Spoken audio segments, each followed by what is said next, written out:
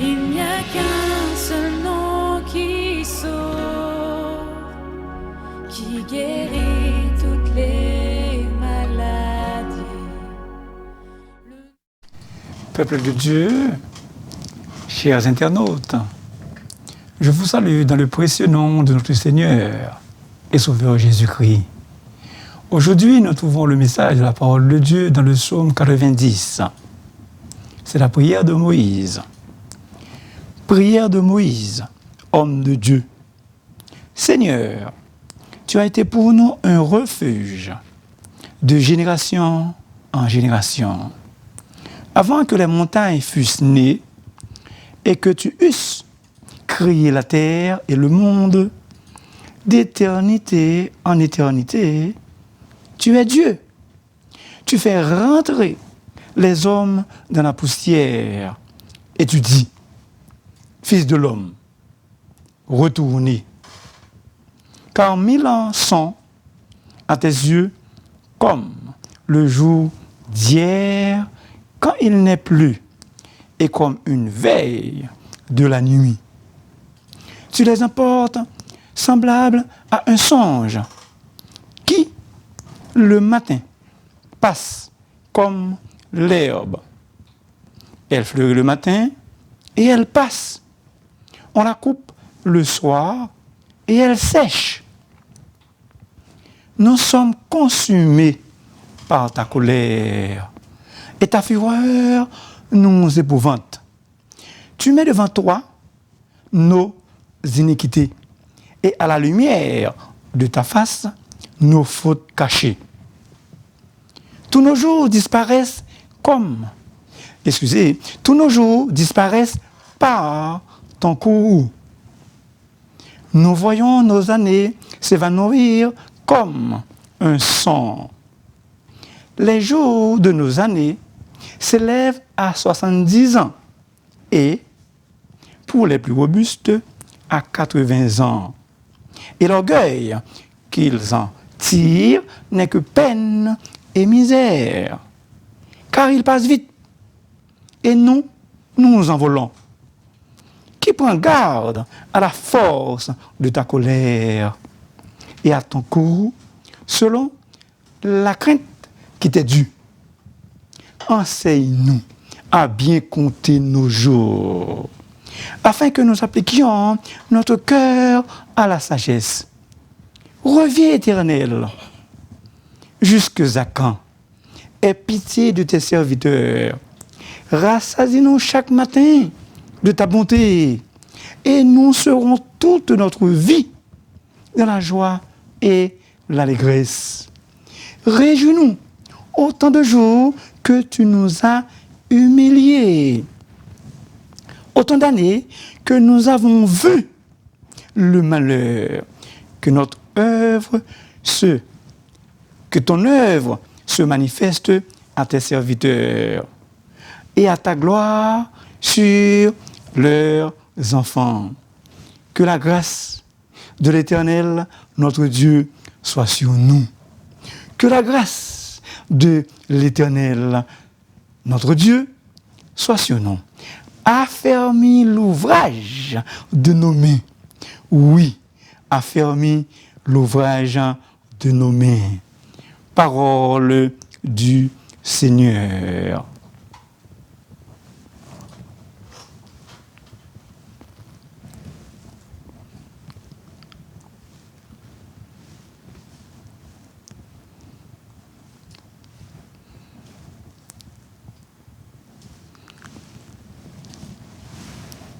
Qui est notre Dieu?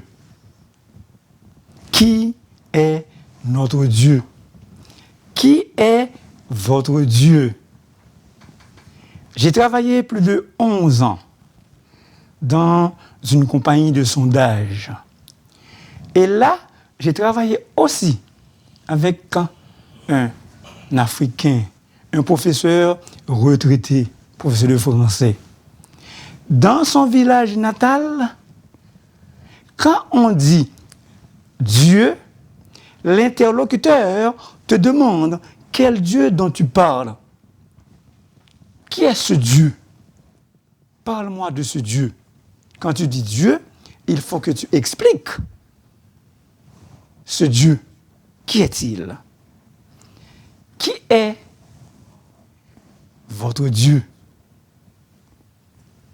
Le sujet. Qui est votre Dieu? Le psaume 90 est un grand réconfort, un grand soulagement et une grande consolation pour tous les croyants. Ce psaume nous encourage à avoir une vie qui compte devant notre Dieu, une vie qui vaut la peine d'être vécue. Le psaume met en contraste l'éternité bienheureuse et la brièveté pitoyable de la vie, la fragilité de l'homme. Qui n'a pas soupiré devant la durée courte de la vie? Le psalmiste a reconnu que Dieu a pris soin de son peuple et l'a protégé de génération en génération. Dieu, à cause de son amour incommensurable, peut prendre aussi soin de nous tous les jours, et ce, jusqu'à la fin. C'est un psaume qu'on peut lire dans les funérailles.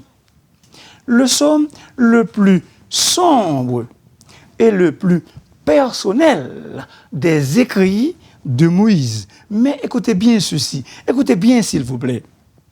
L'espérance dans la grâce de Dieu est la base de ce psaume. L'espoir dans la grâce de Dieu est le fondement et l'appui de ce psaume. Ce psaume inspire aux croyants une perspective nouvelle dans la vie. Je reprends, c'est important. Ce psaume 90, ça inspire aux croyants une perspective nouvelle dans la vie, comme vous allez le voir. Le psaume ne manque pas de faire appel à la pitié de Dieu. Le psaume 90 ne manque pas de faire appel à la pitié de Dieu. Verset 13. À son amour, sa bonté, sa tendresse, la joie et l'allégresse, toute notre vie. Le psaume fait aussi appel à la grâce de l'Éternel pour faire prospérer l'ouvrage de nos mains, l'œuvre des mains des humains. Verset 17.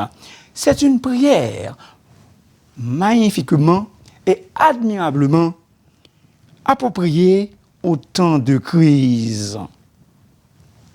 Les versets 1 et 2 indiquent clairement l'existence éternelle de notre Dieu. Et le psaume 93 le confirme. Psaume 93, verset 2. Tu existes de toute éternité. Dieu ne change jamais. Il ne saurait y avoir en lui la moindre modification. Il est immuable. Voilà pourquoi l'apôtre Jacques, dans un passage de son épître qui traite de la bonté, de la sainteté de Dieu, de sa générosité envers les humains, parle de Dieu comme celui chez qui il n'y a ni changement, ni ombre de variation. Jacques 1er, le verset 17. Notre Dieu est un Dieu vivant, un roi éternel. Jérémie 10, verset 10. Incorruptible. Notre Dieu est incorruptible. Romains 1er, verset 23. Dieu seul possède l'immortalité. 1 Timothée 6, verset 16. Notre vie à nous est limitée, est bornée à tout point de vue, dans l'espace, dans le temps, en connaissance et en puissance. Mais notre Dieu ne connaît aucune de ses limites. Il est éternel, infiniment et tout-puissant. El Shaddai. Dieu nous tient dans sa main. Dieu, il nous tient dans sa main.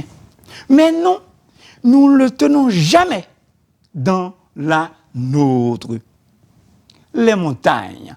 Le texte parle des montagnes. À plusieurs reprises dans la Bible, les montagnes évoquent la stabilité, la pérennité. Genèse 49, verset 26. Homme de Dieu, un terme qui revient 70 fois dans l'Ancien Testament. Un terme qui revient plus de 70 fois dans l'Ancien Testament. Nous trouvons ce titre encore approprié à Moïse dans Deutéronome 33 et le verset 1er, Josué 14 et le verset 6. Élisée aussi a été nommé de cette façon, homme de Dieu. 2 Rois 4, versets 8 et 9. Ainsi que Timothée dans le Nouveau Testament. 1 Timothée 6 et le verset 11. Chose étonnante, cette appellation, homme de Dieu, est aussi utilisée pour parler des vrais croyants. Si vous êtes un vrai croyant, la Bible vous nomme aussi homme de Dieu ou femme de Dieu. 2 Timothée 3, versets 16 et 17. Les femmes, vous êtes aussi des femmes de Dieu. Remarquez bien que le début du psaume correspond avec sa fin, où le Dieu d'éternité est notre Dieu. Verset 1er et le verset 17. Seigneur, tu as été pour nous un refuge. Dieu est pour nous un refuge et un appui qui ne manque jamais dans la détresse. Le psaume commence par l'affirmation que Dieu est un refuge pour Israël d'abord. L'Éternel est aussi pour nous un refuge qui ne manque jamais aujourd'hui même. Ainsi, nous n'avons rien à craindre. Pourquoi? Parce que le Dieu d'éternité, en lui, notre Dieu, nous trouvons protection, préservation, sécurité, stabilité, soutien, secours, appui, consolation, bienveillance. D'éternité en éternité, de toute éternité passée, et pour l'éternité, Dieu est Dieu. Depuis toujours et pour toujours, Dieu est Dieu. C'est lui qui est le seul et l'unique, seul vrai Dieu. L'homme est d'abord et avant tout pécheur et mortel. Il passe, mais notre Dieu reste et demeure. El Olam, Dieu d'éternité, le vocable hébraïque. Ce mot veut dire que Dieu est le commencement et la fin, le premier et le dernier, l'alpha et l'oméga. Il a le même hier, aujourd'hui et éternellement. Genèse 21, verset 33. Apocalypse 22, verset 13 et Hébreux 8, verset 13. El Olam met en relief, El Olam met en exergue l'éternelle durée de notre Dieu. le verset 3 nous fait passer, ou bien nous fait penser à Genèse 3 et le verset 19, où Dieu dit à Adam, tu es poussière et tu retourneras dans la poussière. Pourquoi? Parce que l'être humain émanant, l'être humain tiré de la poussière doit absolument retourner dans la poussière. Son existence, l'existence du genre humain, n'est que passagère, contrairement à celle de Dieu. En effet, l'humanité entière s'incline sous une sentence mortelle, sous une sentence de mort à laquelle elle ne peut se soustraire, elle ne peut éviter. Retourner. En hébreu, chouv, c'est vraiment l'idée de retourner, de faire un demi-tour. Dieu recommande à l'homme de faire un demi-tour. 1000 ans sont à tes yeux comme le jour d'hier quand il n'est plus. Ici, on a le contraste entre l'éternité de Dieu et la courte durée de l'homme. Il est une chose, bien-aimés, que vous ne devez pas ignorer. C'est que devant le Seigneur, un jour est comme 1000 ans, et 1000 ans sont comme un jour. 2 Pierre 3 et le verset 8. L'herbe fleurit le matin et elle passe. Le verset parallèle. Toute chair est comme l'herbe. Toute sa gloire comme la fleur de l'herbe. Elle sèche et la fleur tombe. 1 Pierre 1, verset 24. En regardant une fleur, nous devrions faire un retour sur nous-mêmes. L'irréversibilité du temps. L'irréversibilité du temps. Le verset 12. Le temps perdu ne se rattrape jamais. Le temps perdu ne se rattrape jamais. Aujourd'hui, on est le 13 octobre 2022. Vous ne verrez jamais un autre 13 octobre 2022. Mais ce sera 13 octobre 2023. Si Dieu le veut, on le verra.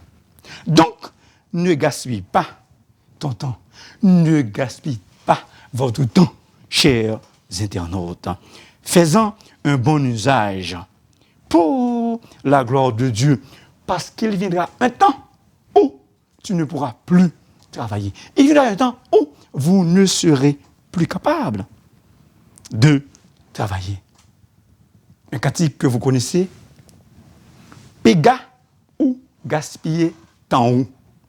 Vive jodia coup yon dernier jour. Pourquoi? Parce que nous tous, nous va juger à la fin. Lorsque vous arriverez au ciel, Dieu ne vous demandera pas des comptes à propos des autres, mais il vous récompensera. Il récompensera vos habitudes, vos aptitudes, vos paroles et vos actions. Il faut que je fasse, tandis que les œuvres de celui qui m'a envoyé. La nuit vient où personne ne peut travailler. Pendant que je suis dans le monde, je suis la lumière du monde. Jean 9, versets 4 et 5. Chers internautes, peuple de Dieu, imitons notre Sauveur Jésus. Conduisez-vous avec sagesse envers ceux du dehors et rachetez le temps. Enseigne-nous à bien compter nos jours afin d'appliquer notre cœur à la sagesse. Puisque sa vie est éphémère, le genre humain devrait l'utiliser à bon escient, à bien compter nos jours. Pourquoi? Afin que nous ayons un cœur sage, c'est-à-dire un cœur qui hait et déteste le péché, un cœur qui a de la révérence pour Dieu. Rassasie-nous chaque matin de ta bonté. Nous serons toute notre vie dans la joie et l'allégresse.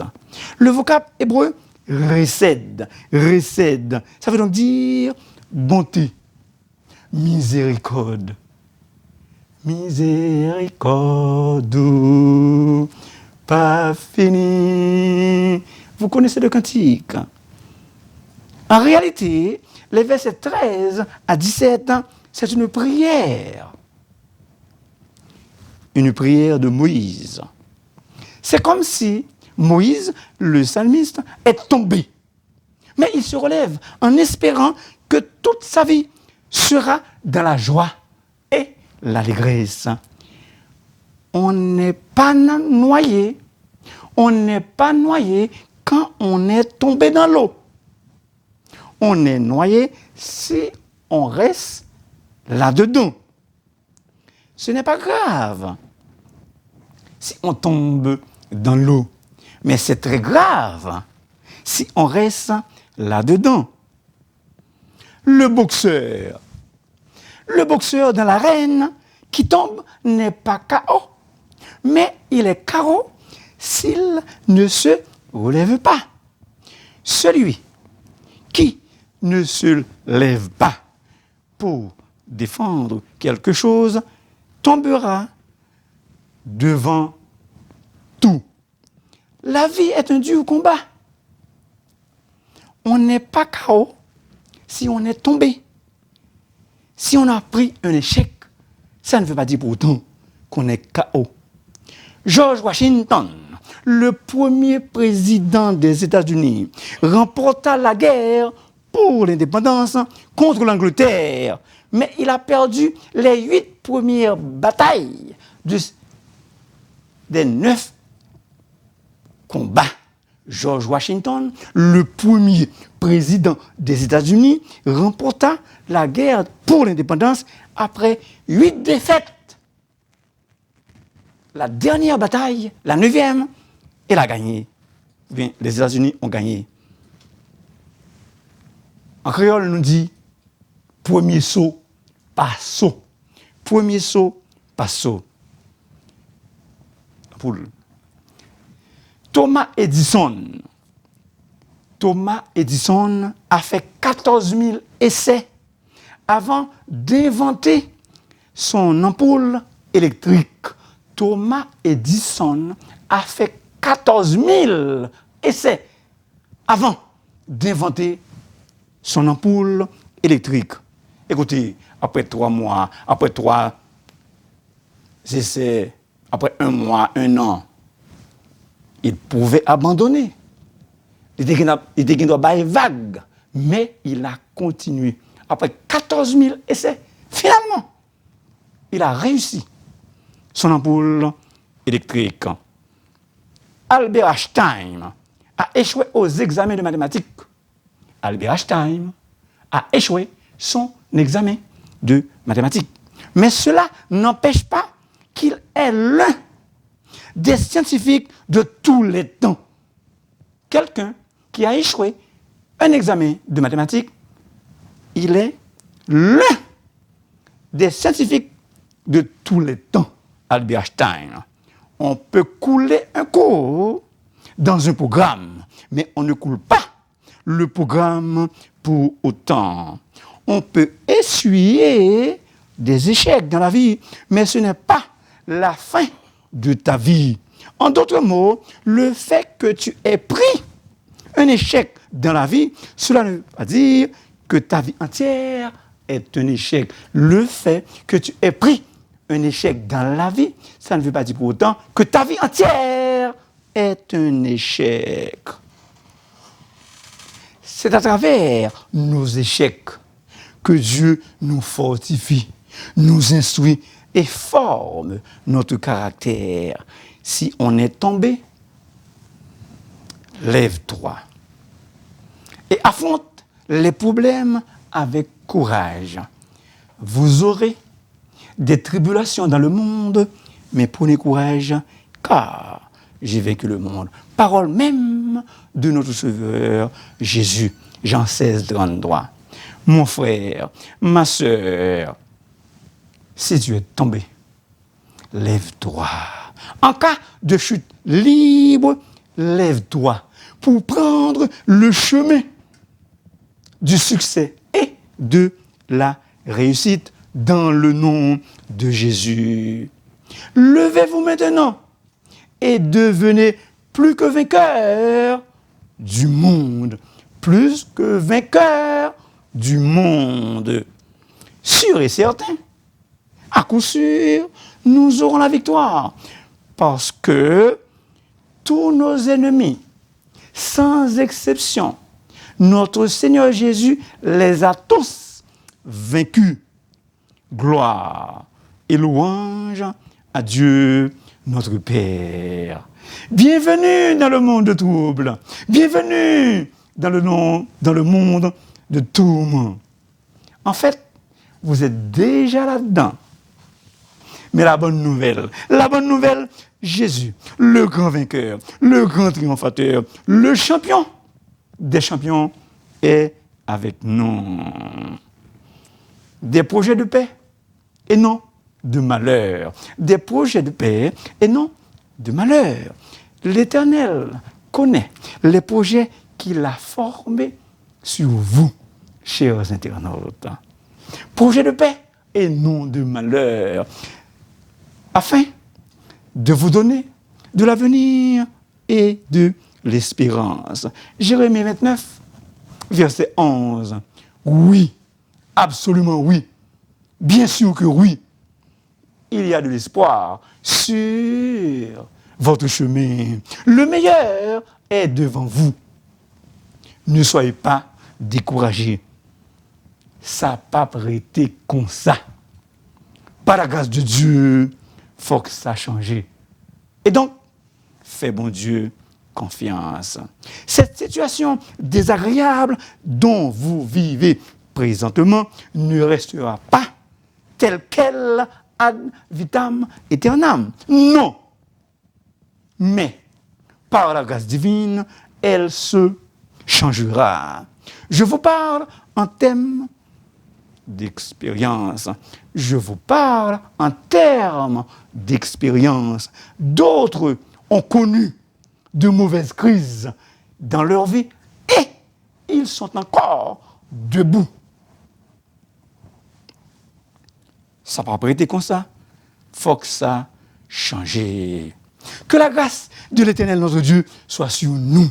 Que la grâce de l'Éternel, votre Dieu, soit sur vous. C'est le même mot. Récède au verset 14. Bienveillance, tendresse. C'est comme la tendresse d'une mère poule et l'amour qu'elle a pour son enfant. Que la grâce, la bonté, la miséricorde de Dieu vivant, réel et vrai, repose sur vous tous qui me suivez, qui sont avec moi. Affermis l'ouvrage de nos mains. Oui, affermis l'ouvrage de nos mains. Fait prospérer pour nous l'ouvrage de nos mains. Oh oui, fait prospérer l'ouvrage de nos mains. Traduction Semeur. Que l'Éternel, le Dieu de toute éternité, fasse prospérer l'ouvrage de vos mains. Mon désir, que Dieu vous fasse tous et toutes prospérer dans toutes vos entreprises. Je déclare dans le nom de Jésus qu'il en soit ainsi pour vous. Qui est mon Dieu? Yahvé Trinitaire, Adonai, Trinitaire, Dieu le Père, le Fils et Dieu le Saint-Esprit. Merci infiniment. Merci beaucoup de m'avoir écouté. S'il vous plaît, n'oubliez pas de vous abonner, car la voix du serviteur est votre émission. Et si vous voulez me parler, vous pouvez me contacter dans le 514-571-2196. 514-571-2196. Soyez prospères dans le Seigneur. Soyez prospères dans le Seigneur. Que Dieu vous bénisse. Que Dieu vous bénisse.